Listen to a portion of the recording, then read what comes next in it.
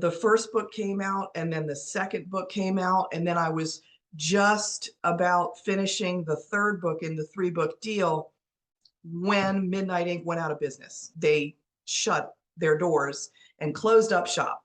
They were actually under the umbrella of Llewellyn Publishing, and Llewellyn still exists, but they shut down their mystery thriller imprint. So all of a sudden I was an orphan, and many authors can relate to suddenly being orphaned. And I had a quick decision to make right off the bat, because it's like, do you still want us to put this book out that you now have written and we're in the process of final edits? Or do you want us to just call it quits? And I guess at that point I would probably have to repay them the advance.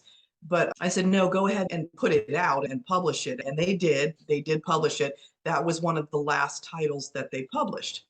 So by this time, in the meantime, I had gotten myself an agent, because I realized that I needed an agent to sort of navigate. If you're going to go through the traditional publishing world, you absolutely need an agent to navigate that, in my opinion. I tried doing it without one, and it was not always the best thing. So I had gotten myself an agent at this point. And so I went to her and I'm like, hey, this is my situation. So then I said, I think I'd like to get my rights back to these books. And so she went to work, and it took a few months of negotiation, but she was able to get my rights back for me. So the thing about that is, when they gave the rights back, they immediately took down the ebook version, just vanished.